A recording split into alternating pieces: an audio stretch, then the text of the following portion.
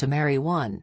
So now my summer task is ended, Mary, and I return to thee, mine own heart's home, as to his queen some victor knight of far eye, earning bright spoils for her enchanted dome, nor thou disdain, that ere my fame become a star among the stars of mortal night, if it indeed make leave its natal gloom, its doubtful promise thus I would unite with thy beloved name, thou child of love and light.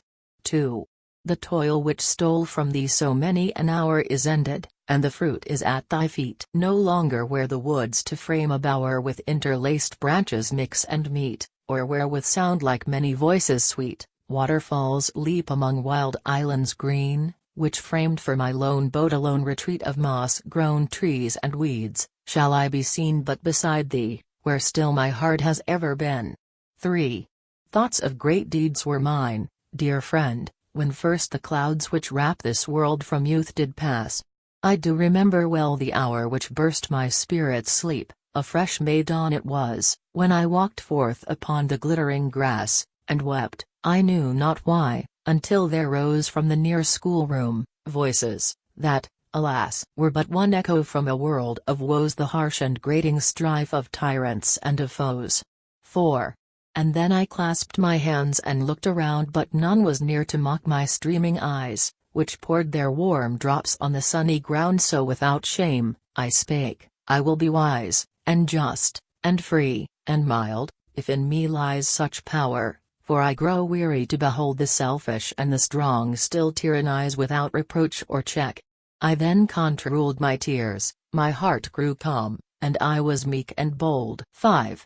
And from that hour did I with earnest thought heap knowledge from forbidden mines of lore, yet nothing that my tyrants knew or taught I cared to learn, but from that secret store wrought linked armor for my soul, before it might walk forth to war among mankind. Thus power and hope were strengthened more and more within me, till there came upon my mind a sense of loneliness, a thirst with which I bind. 6. Alas, that love should be a blight and snare to those who seek all sympathies in one. Such once I sought in vain, then black despair, the shadow of a starless night, was thrown over the world in which I moved alone, yet never found I one not false to me, hard hearts, and cold, like weights of icy stone which crushed and withered mine, that could not be aught but a lifeless clog, until revived by thee. 7. Thou friend, whose presence on my wintry heart fell, like bright spring upon some herbless plain, how beautiful and calm and free thou wert in thy young wisdom, when the mortal chain of custom thou didst burst and rend in twain, and walked as free as light the clouds among, which many an envious slave then breathed in vain from his dim dungeon, and my spirit sprung to meet thee from the woes which had begirt it long. 8. No more alone through the world's wilderness, although I trod the paths of high intent, I journeyed now, no more companionless, where solitude is like despair, I went.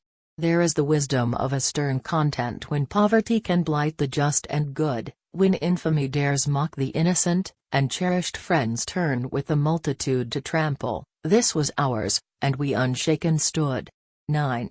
Now has descended a serener hour, and with inconstant fortune, friends return, though suffering leaves the knowledge and the power which says, let scorn be not repaid with scorn. And from thy side 2 gentle babes are born to fill our home with smiles, and thus are we most fortunate beneath life's beaming morn, and these delights, and thou, have been to me the parents of the song I consecrate to thee.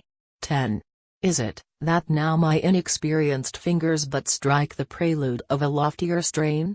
Or, must the lyre on which my spirit lingers soon pause in silence, ne'er to sound again, though it might shake the anarch custom's reign, and charm the minds of men to truth's own sway holier than was Amphion's? I would fain reply in hope, but I am worn away, and death and love are yet contending for their prey. 11. And what art thou? I know, but dare not speak. Time may interpret to his silent years. Yet in the paleness of thy thoughtful cheek, and in the light thine ample forehead wears, and in thy sweetest smiles, and in thy tears, and in thy gentle speech, a prophecy is whispered, to subdue my fondest fears, and through thine eyes, even in thy soul I see a lamp of vestal fire burning internally. 12. They say that thou wert lovely from thy birth, of glorious parents, thou aspiring child. I wonder not, for one then left this earth whose life was like a setting planet mild, which clothed thee in the radiance undefiled of its departing glory. Still her fame shines on thee, through the tempests dark and wild which shake these latter days, and thou canst claim the shelter, from thy sire, of an immortal name. 13.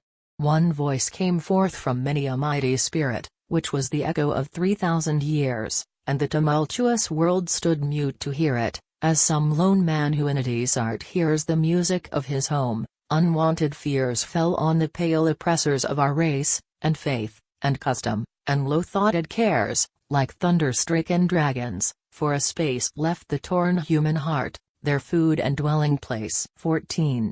Truth's deathless voice pauses among mankind.